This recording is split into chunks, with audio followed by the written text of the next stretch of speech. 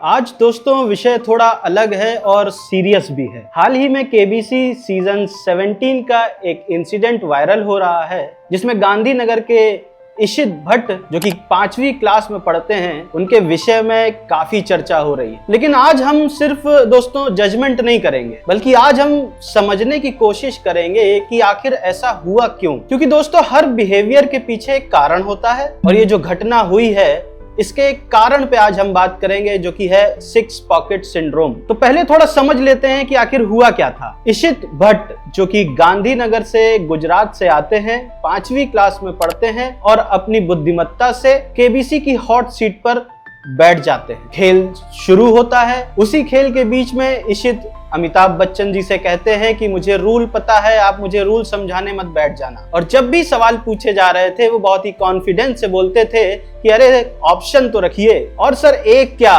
4 lock लगा दीजिए इस आंसर पर। अगर आपको ये पूरी घटना नहीं पता है तो हमने इस पर एक वीडियो बनाया है, आप वो वीडियो देख सकते हैं, आपको वीडियो आई बटन में मिल जाएगा। और जब खेल आगे बढ़ता है और एक रामायण पर सवाल आता है तो इशित ने इस सवाल का गलत जवाब दे दिया और कुछ भी नहीं जीत पाए। और लास्ट में अमिताभ बच्चन ने बड़े प्यार से कहा कि कभी कभी बच्चे ओवर कॉन्फिडेंस में गलती कर जाते हैं। वहीं सोशल मीडिया पे इशित को लेकर, उनके पेरेंट्स को लेकर बहुत सारी बातें हो रही हैं। कुछ लोग अपसेट हैं, कुछ लोग उसके अगेंस्ट हो गए, कुछ लोग उसके फेवर में हो गए, कुछ लोग बोल रहे हैं कि उसको मैनर्स नहीं है, कुछ लोग पेरेंट्स को ब्लेम कर रहे हैं। लेकिन इन सब के बावजूद दोस्तों क्या हमने सोचा है आखिर ऐसा हुआ क्यों? अब हम आते हैं अपने इस वीडियो के असली विषय पर जो कि है 6 पॉकेट सिंड्रोम पर। 6 पॉकेट सिंड्रोम दोस्तों एक सोशल और इकोनॉमिक फेनोमेना है जो आजकल के मॉडर्न फैमिली में देखने को बहुत ज्यादा मिलता है, खासकर वहां जहां एक बच्चा होता है कपल के। तो सबसे पहला सवाल आता है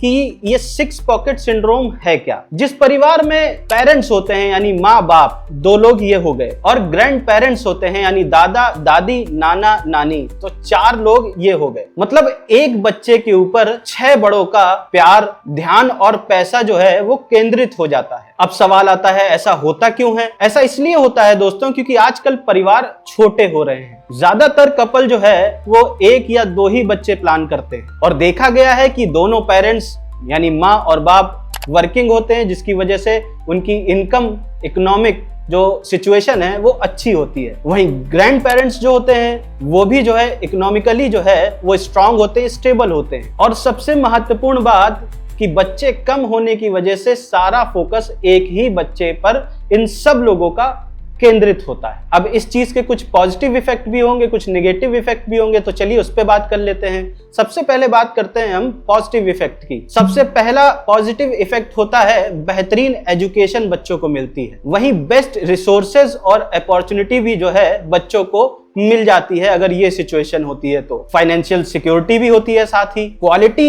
एक्सपीरियंस और एक्सपोजर दोनों मिलते हैं बच्चों को। और अगर बच्चों में कोई टैलेंट होता है तो उसको डेवलप करने के लिए अच्छे रिसोर्सेज जो है वो मुहैया करवा दिए जाते हैं। अब बात करते हैं नेगेटिव इफेक्ट के, यानी कि जो चैलेंजिंग इफेक्ट्स हैं उन पर बात करते हैं। तो पहला आता है बच्चों को नो सुनने की आदत नहीं होती है, क्योंकि उनको हर चीज मिल जाती है बड़ी आसानी से, तो उस चीज को मिलने की जो वैल्यू होती है वो बच्चे समझ नहीं पाते। वहीं कंपटीशन और जो फेल्योर होता है उसको मैनेज करना, पचा पाना बच्चों के बस में नहीं रहता है। साथ ही सोशल स्किल जो है वो डेवलप नहीं हो पाती है जो इशित के साथ हुआ है। वहीं जो अथॉरिटीज को जो रिस्पेक्ट देनी चाहिए उसको सीखने में बहुत प्रॉब्लम आती है। अब हमें यहाँ पे इशित भट्ट की जो सिचुएशन है उसको भी समझने की जरूरत है। अब जरा सोचिए अगर इशित भी इसी सिचुएशन से आते हैं, जो कि काफी संभव है आजकल के कॉन्टेक्स्ट में, तो देखा जाए तो घर के तो वो किंग होंगे और सारे लोग उनकी बात भी मानते होंगे, और उनके अंदर हमेशा सही होने की जो एक गलतफहमी है वो घर कर गई होगी। और वो शायद इसलिए क्योंकि घर में उनको कभी गलत कहा ही नहीं गया होगा, गलत समझाया ही नहीं गया होगा या गलत ठहराया ही नहीं गया होगा। एक और जो सबसे बड़ी समस्या है जो उनके साथ हो सकती है वो है इंस्टेंट ग्रेटिफिकेशन, यानी जो चाहा वो तुरंत मिल गया। एक और सबसे बड़ी समस्या आती होगी जो कि है नो बाउंड्रीज।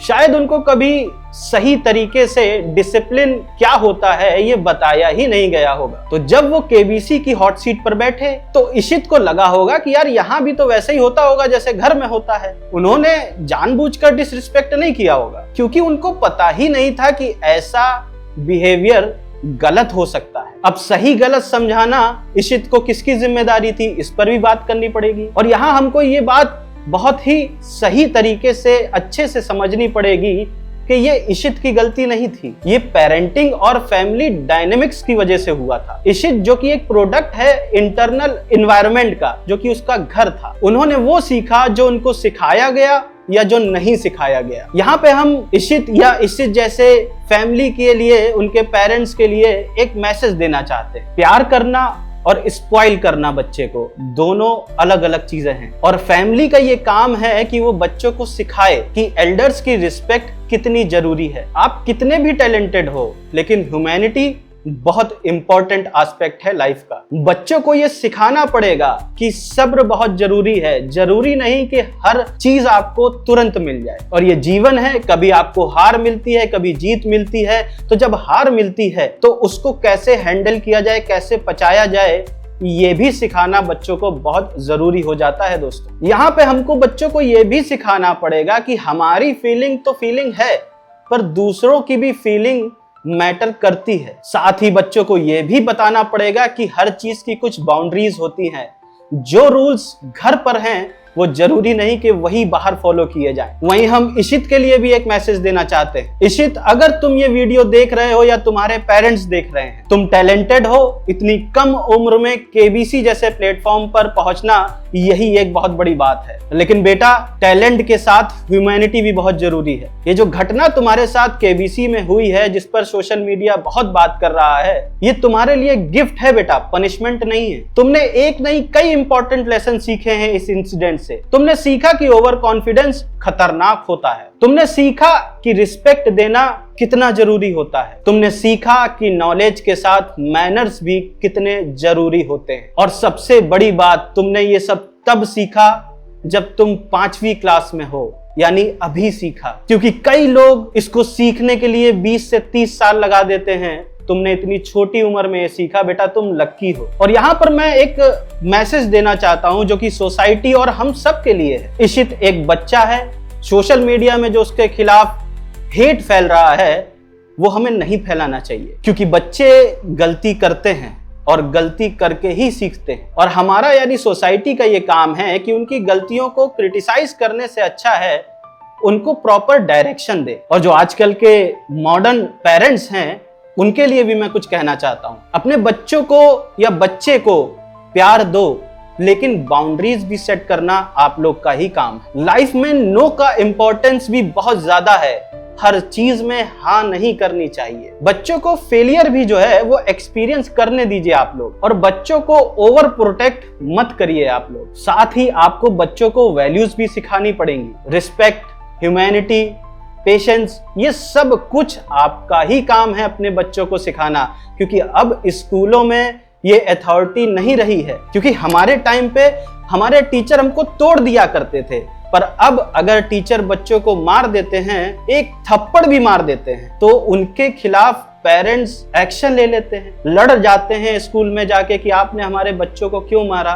तो जब टीचर नहीं सिखा सकते तो किसका काम है सिखाना? आप ही तो सिखाओगे ना। बच्चों को रियल वर्ल्ड जो है एक्सपीरियंस आपको देना पड़ेगा। उनको कंफर्ट जोन में रखकर आप उनकी लाइफ खराब कर रहे हो। वहीं ग्रैंड पेरेंट्स को भी ये समझना पड़ेगा कि बच्चों को प्यार करने में और उनको बिगाड़ने में बड़ा फर्क होता है। बच्चों को नेचुरल कॉन्सिक्वेंस से सीखने में जो सीख मिलेगी वो सबसे बेस्ट होगी दोस्तों। अगर हम बिगर पिक्चर में बात करें तो दोस्तों, 6 पॉकेट सिंड्रोम केवल इशित की प्रॉब्लम नहीं है। ये एक सोसाइटल ट्रेंड है जो कि हमें मॉडर्न न्यूक्लियर फैमिली में देखने को बहुत ज्यादा मिलता है, और सबसे ज्यादा कॉमन है मेट्रो सिटीज में। और अगर हम दोस्तों आज नहीं जगे तो हम एक ऐसी जनरेशन रेज कर रहे हैं जो इंटाइटलमेंट फील करती है, रिस्पेक्ट करना नहीं जानती है, स्ट्रगल हैंडल नहीं कर पाती है, और एम्पैथी जो है वो लैक करती है। लेकिन आज की दोस्तों ये जो सिचुएशन है, ये मैं कहूंगा कि होपलेस नहीं है। इशित की ये जो घटना है या जो स्टोरी है, ये हमारे लिए एक वेकअप कॉल है, पेरेंट्स के लिए, फैमिलीज के लिए और सोसाइटी के लिए।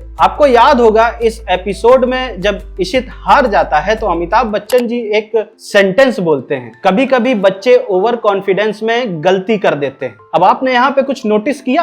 उन्होंने बच्चे को गलत नहीं कहा, उन्होंने गलती कहा। यहाँ पे आपको डिफरेंस समझना पड़ेगा। अमित जी ने पेरेंट्स को दोष नहीं दिया, बल्कि उन्होंने एक्शन को एड्रेस किया, और जैसा अमित जी ने किया हमें भी सेम वैसा करना चाहिए। तो दोस्तों, आज के इस वीडियो का मैसेज बिल्कुल क्लियर है। इशित के लिए तुम बेटा बहुत टैलेंटेड हो, इस एक्सपीरियंस से सीखो और आगे बढ़ो। इंटरनेट से दूर रहो, उसकी निगेटिविटी जो है वो इग्नोर करो, क्योंकि तुम्हारी रियल लाइफ अब शुरू हुई है। वहीं हमारा मैसेज पेरेंट्स के लिए है कि 6 पॉकेट सिंड्रोम को इग्नोर मत करिए। प्यार और डिसिप्लिन जो है उसका बैलेंस बना के चलिए। वहीं सोसाइटी के लिए मैसेज क्लियर है कि बच्चों को क्रिटिसाइज ना करिए, उनको गाइड करिए। और हम सब के लिए एक मैसेज है कि ओवर कॉन्फिडेंस से बचो, ह्यूमैनिटी प्रैक्टिस करो और सबको रिस्पेक्ट दो। क्योंकि यहाँ हमें दोस्तों समझना पड़ेगा कि कॉन्फिडेंस अच्छी चीज है, लेकिन उसको ह्यूमैनिटी जो है वो ग्रेट बना देती है। अगर दोस्तों आपको इस वीडियो ने कोई भी वैल्यू ऐड करी हो तो अपने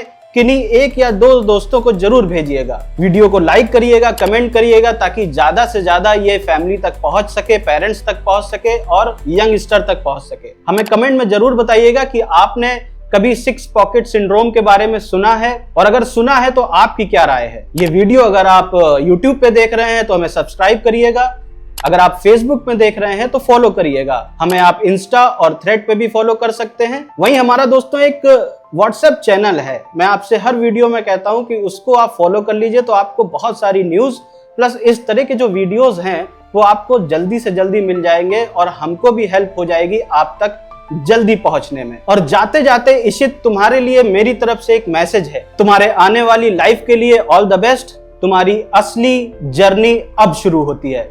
लव यू बेटा। नमस्कार।